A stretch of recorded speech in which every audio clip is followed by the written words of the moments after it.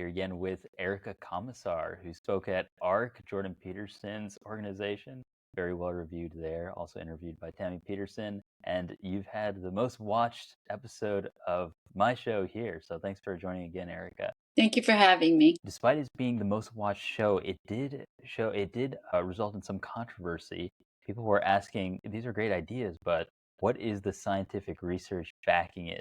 So in order to silence these doubters, can you finally put to rest their doubts and give us the science behind your viewpoints? Well, maybe not even silence them, maybe just answer their curiosity. Yeah. Well, that's just a So, nicer way of saying it, I suppose, yeah, from you. yeah, because we don't want to silence people's curiosity. If they have curiosity about where this information comes from, I think that's a good thing. So go ahead and ask me, and I'll tell you where the research lies. Okay, so the biggest one is, what are the benefits of the mom being with the baby instead of outsourcing that to a babysitter? So, well, there's a lot of research. So I suppose I could just give you just a little teaser of some of the research. What we know is that there is a lot of research about what we call nurturing, sensitive empathic nurturing, or licking and grooming behaviors in mammals. And we're mammals. And so one of the really important pieces of research that so there were a few pieces of research that without which I couldn't have written that book being there. I had been wanting to write that book for years, but I needed substantiation for what I was seeing. And since then, there's a lot more research. But so essentially, a man named Michael Meany did research to show that when mammals lick and groom their young, they produce young that are more resilient to stress in the future. And if they don't lick and groom their young, then they don't produce young that are as resilient. Also, that licking and grooming behavior, what we call sensitive empathic nurturing, is passed down generationally to the next generation. And that without having a mother who licks and grooms their young, the next generation doesn't lick and groom their young. And what we know is that attachment security in human beings, which is the physical and emotional connection between a mother and an infant, or I would say a primary attachment figure, usually the mother, but not always the mother, but usually the mother, that connection is critical to the future mental health of children, meaning there is a lot of longitudinal research that shows that attachment security, or the feeling that an infant has that they are safe and secure because they are protected by, buffered from stress by, emotionally regulated by their primary attachment figure, that those babies emotionally secure at 12 months are emotionally secure. 80% of them are emotionally secure 20 years later. So we have a lot of longitudinal research. But the babies who are emotionally insecure at 12 months are, again, mostly insecure 20 years later. And what we know from attachment security research is that attachment security and then attachment insecurity is tied and correlated to mental health or mental illness later. So for instance, attachment disorders like avoidant attachment disorder, ambivalent attachment disorder, and disorganized attachment disorder are related to mental illness in the future. So avoidant attachment disordered babies have more likelihood of becoming depressed, having more difficulty forming trusting relationships with others in the future. Ambivalent attachment disorder babies have a greater chance of becoming anxious in the future. And disordered attachment babies have a higher correlation to borderline personality disorders. So what we say is that, attachment disorders are a strategy that babies use to help them to cope with the absence of the one person in the world who makes them feel safe and secure. So the absence of that person. So what's so interesting is that I even have to substantiate this with research-based evidence I that agree. people can no longer look at a newborn infant and see their vulnerability. All you have to do, for those curious and naysayers, is to look at a newborn baby and see how neurologically, emotionally, and physically fragile they are. To understand that we are born, some theories say that we are born 9 months too early. In fact, so that would make us more like marsupials than placental mammals. There's a dividing line between marsupials and placental mammals. If you go to Australia, all the mammals are marsupial mammals, right? So they give birth to neonates that are too fragile to be out in the world. They put them in their pouch and they carry them around skin to skin and feed them and care for them and protect them. And then they come out of the pouches, a year later. So, and there's a lot of theories. If you've ever read, many of the theories about why human beings give birth, as early as we do, and why we have such fragile, neonates. And the reason is that supposedly the research shows that I don't know if you've ever read the book Sapiens. There's a lot of research to show that when we walked on two legs, when human beings walked on two legs, we could not have, our hips had to be narrow. And so that meant that we could only give birth. So our brains grew large, our hips were narrow. That meant we had to give birth to our babies earlier than so they weren't fully cooked, but we had to give birth to them not fully cooked, which meant that they were meant to be worn on our bodies, skin to skin contact, for a full year before they even are separate physically from us, like marsupials. A marsupial without a pouch, that's what we are. And so instead of respecting that infants are so fragile that they need to be worn on our bodies for a full year. And if you go to other parts of the world, that's exactly what's done. So for millennium, for thousands of years, human beings have carried their infants on their bodies. Mothers have, first on their front, then on their back, carrying them into the fields, collecting water, picking potatoes, but always with the infant on them for two reasons. One is that those babies are too neurologically fragile to be separated from the mothers. There was one researcher from Columbia that said that mothers are the central nervous system to infants in the first 12 months. So I'm going to repeat that. Mothers are actually the central nervous system to the babies. Babies do not have their own central nervous system.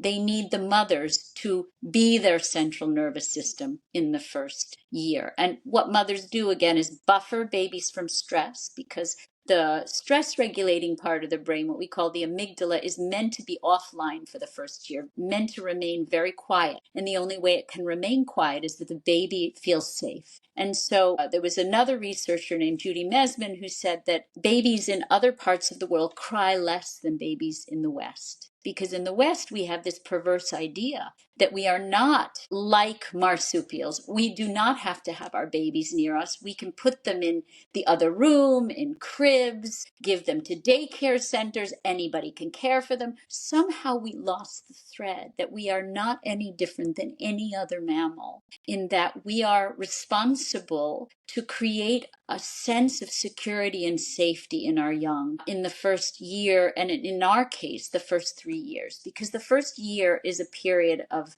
you could say the first year is attachment, and then the next 2 years are reinforcing attachment, reinforcing attachment. Because we also have babies until 8 months who have not yet realized that their mothers are even separate from them. They're in a state of, you could say, they think of their mothers as part of them. At 8 months to 18 months, babies then realize their mothers can leave them, because they start to realize that their mothers are separate than them, separate people, and they can get up and walk out. Now that creates terrible fear, emotional, an emotional feeling of vulnerability and fear that mother who you depend on for life itself and protection could walk out and not come back, right? And because they haven't internalized that sense of security, when you walk out, you're gone. They don't have a sense you're coming back. Right? One of the reasons that we do things like play the peekaboo game between 8 and 18 months is because we're trying to remind babies again and again, peekaboo, peekaboo, we're gone, but we come back. We're gone, but we come back. But if you go for 10 hours to work and you don't come back, that baby doesn't have a sense that you're coming back. So that baby has to develop these what we call pathological defenses or attachment disorders to cope with the loss of that primary figure in their life that provides them with a sense of safety. So this perverse idea that we can look at our own infant and toddler and not see their vulnerability is a sign that we are, as a society, empathically impaired towards our own. And that's what I mean by generational transmission of attachment disorders, because we are now passing down this empathic impairment where parents can't actually feel for and see how much their infants need them. I Totally hope agree. that helps. Yeah. Yeah, I hope it does too. It's like we're living in Brave New World.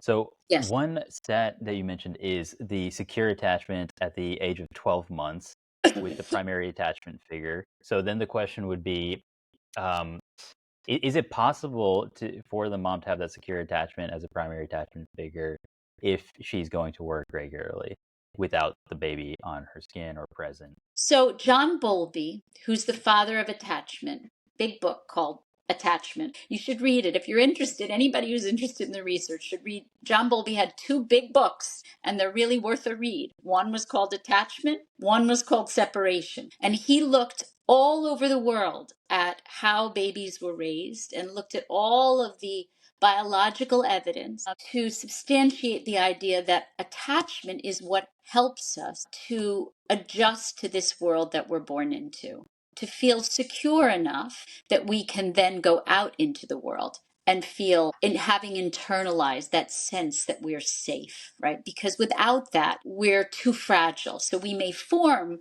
personalities based on defensiveness and defensive independence, but that's not organic. That's not an organic sense of independence. So John Bowlby called the primary attachment figure the person throughout the day who provides that baby from moment to moment with a sense of security and safety. So it's the person who is primarily there from moment to moment throughout the day who provides that baby with a sense of security. So security isn't something you give your baby in the first 3 months. Security is something that you repeat, repeat, repeat, repeat, repeat, boring in its repetitiveness. And so that is what creates security. So if you are gone for an hour or two, that's not probably going to impair the emotional security of your child because babies can hold their breath emotionally for short periods of time. But if you're gone for the majority of the day, I'm plugging my phone in, you'll excuse me, but I see it's wearing out here. If you're gone throughout the day, the majority of the day, and you see your baby for an hour and a half to 2 hours a day, you are not the person that is providing that baby with security from moment to moment. So emotional regulation is a constant repetitive thing. Every time a mother is present physically and emotionally and soothes a baby who is in distress, she is reinforcing that she is present, that she is the source of safety and security for that baby, right? And she's regulating their emotions. So what we want for healthy emotions is we want to feel like we're sailing in the Caribbean with our emotions. We're never going to be just flatline, and we don't want to be. We don't want to feel like we're sailing in the Atlantic, right? So think about the fact that babies are born emotionally without the ability to regulate their emotions. This is not something we're born with. We're not born resilient, and we're not born with the capability to regulate our emotions. We learn that through the interactions with our primary attachment figure as they soothe us and comfort us throughout the day when we're in distress. So when mothers or primary attachment figures are not present throughout the day, that baby suffers a loss. And that may be hard for mothers and fathers to hear, but it is the inconvenient truth. Okay. What about other attempts at reconciling this? For example, the mom comes home at lunchtime to feed the baby, or the dad does that. Or some days the dad is with the mom, some days some days the dad is with the baby, some days the mom is with the baby. Mm-hmm. So, there's a lot of evidence to show that mothers and fathers are not exactly the same in terms of their nurturing hormones and the nurturing hormones impact on their behaviors. And what does that mean? That means that mothers produce more of something called oxytocin. It's a neurotransmitter which is produced when you give birth, when you breastfeed. So fathers don't give birth. Fathers don't breastfeed. They don't organically have that same bond to the baby. And I don't know why we can't just accept that and why we have to deny that there's a difference between men and women because there's just a difference there. Unless they can create a father who can breastfeed or give birth to a baby, which I'm sure that's the next thing. Yeah. But Don't give the them any truth is that ideas. mothers have a unique bond to a baby through their bodies. It's a bodily connection. But When mothers nurture, they also produce oxytocin. So if they're healthy, so if a mother has suffered an attachment disorder, she doesn't necessarily produce as much oxytocin because there's a lot of evidence to show that oxytocin receptors have to be stimulated and also passed down generationally. Use them or lose them. But That's through epigenetics, I presume. I yes, don't it know if you're is, familiar. right. Okay. But a healthy mother who's had a healthy upbringing and is passing down that oxytocin production, she shares that oxytocin with the baby. And what we know is that oxytocin makes mothers sensitive, empathic nurturers. What it means is that mothers are very vigilant and attuned to babies' emotional distress. So if a baby cries, there was research in England where mothers and fathers lay in bed together, and when the baby cried, the mother woke up immediately, vigilantly in the middle of the night to the baby's distress cries. The father slept through the cries every time. But the fathers would wake when there was rustling of leaves outside the window, whereas the mothers would sleep through it, because fathers are more attuned to predatorial threat than mothers, because they produce more of something called vasopressin, which makes their behavior more protective and aggressive. So when you become a father, something gets turned on in you, which is protective and aggressive. Now, does that mean that fathers don't produce oxytocin? They do, and mothers produce some vasopressin. But there's much more vasopressin in fathers and much more oxytocin in mothers. And when fathers stay home and nurture their young, interestingly, fathers, when they produce oxytocin, become playful tactile stimulators of babies. So what does that mean? Playful tactile stimulate. What does that sound like? From tumble play or something like that. Rough and tumble play, encouraging exploration, tickling, throwing them up in the baby, doing airplane, woo, all the stuff that mothers go, stop it, you're going to get the baby too worked up, and then I'm not going to be able to get him to sleep, right? That comes naturally to fathers. Now, that is how oxytocin behaves in fathers, you see. So it's not the same kind of response to oxytocin. And when fathers were given intranasal oxytocin, it didn't make them more like mothers. Guess what?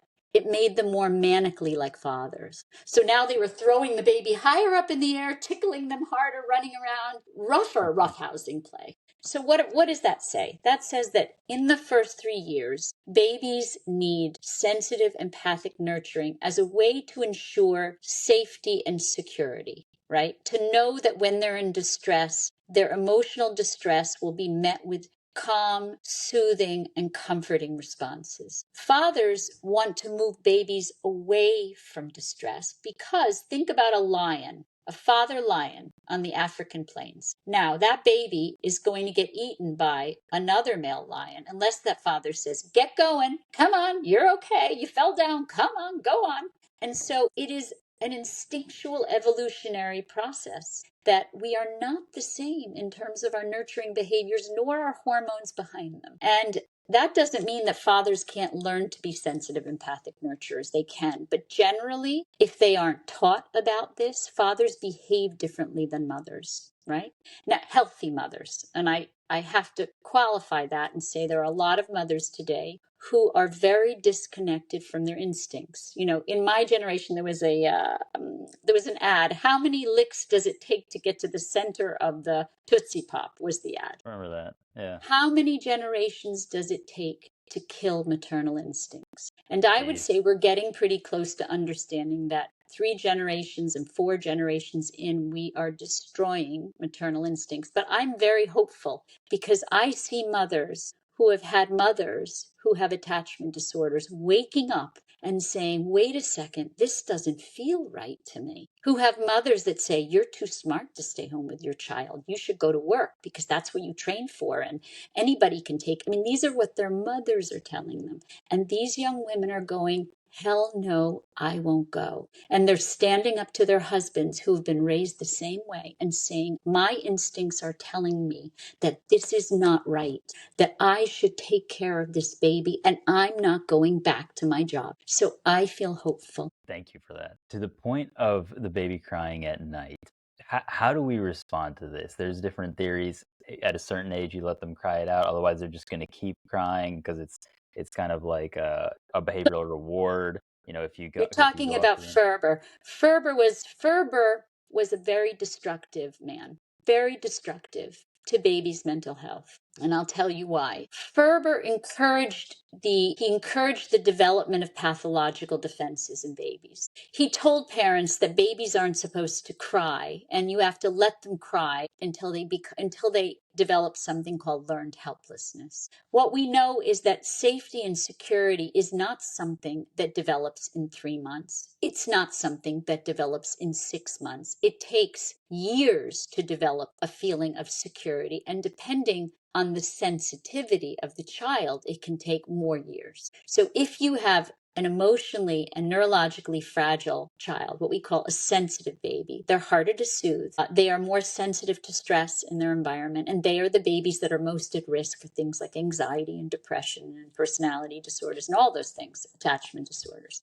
What we know is that those babies, when you ignore their distress cries, they must develop pathological defenses, which then turn into later consequences of that would be some forms of mental illness. We do not want to let our babies cry it out. We can, at some point, help our babies to feel comfortable with sleep, but that is not sleep training. There is a great difference between thinking that a 3 or 6 month old baby should sleep through the night without a peep, and you teach them to develop pathological defenses, because all you're teaching that baby is their environment, which is you, cannot be trusted, that you are not a reliable source of comfort for them, and that they can't trust the world around them, and that they're on their own. And that's not something you want to teach a child who is developing a sense of security and safety in this world. So in the 3 to 6 month age range, you want to be responding to the baby every time she cries. Every time.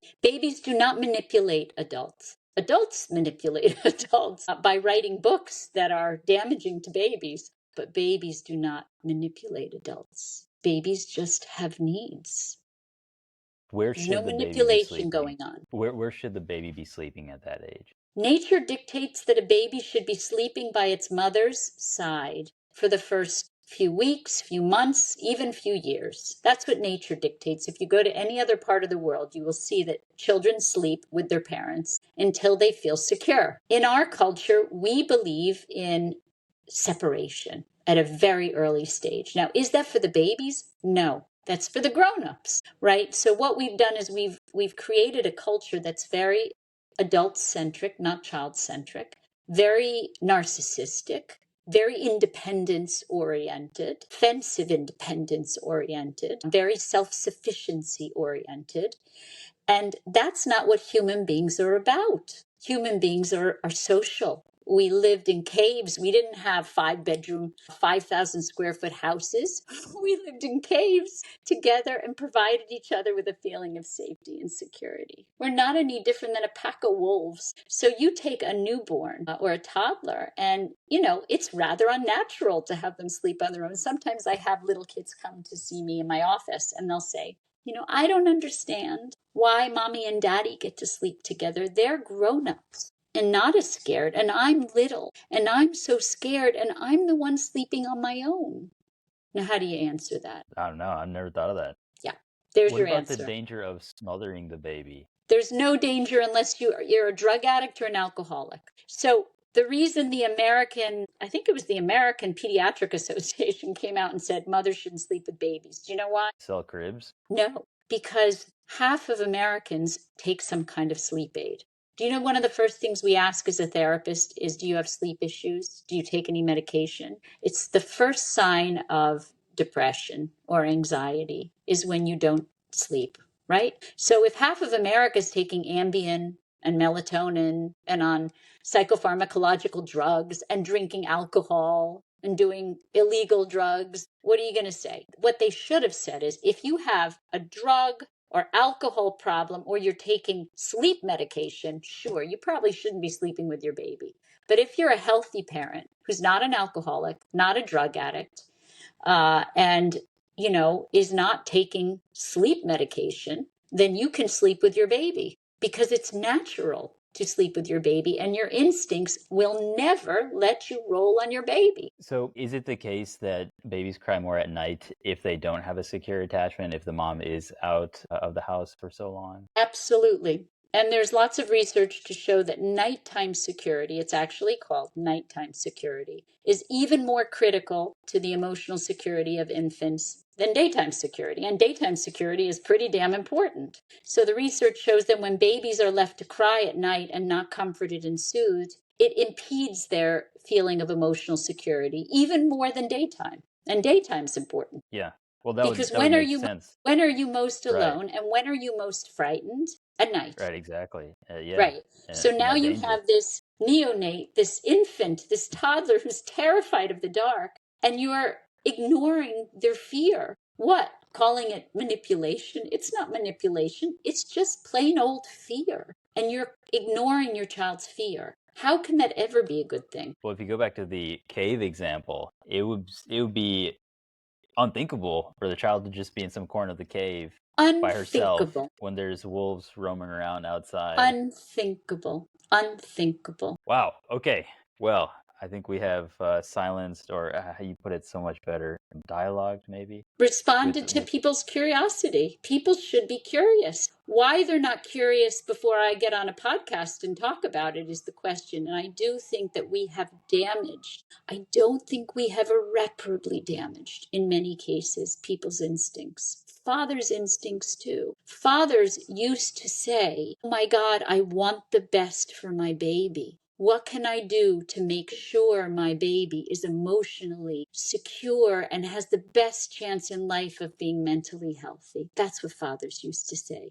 They had some instinctual sense that that baby being close to that mother's body was important. So fathers supported that, you know. And today, young fathers are trained to believe that women and men are interchangeable, fungible, and no one should stay home with a baby, and everybody should be out there working and making money. And I'm like, what happened to young fathers' instincts? We damaged their instincts too, their protective, aggressive instincts to make sure that what is best for their child is best. Their instincts have been damaged too. But I'm even hopeful about that because I have young men coming to me and saying, you know, my wife had a baby. She doesn't want to go back to work. I'm struggling with this, but I'm struggling because I can also feel the pull to want what's best for my baby, but I'm so confused. Well, thank God you're speaking the truth.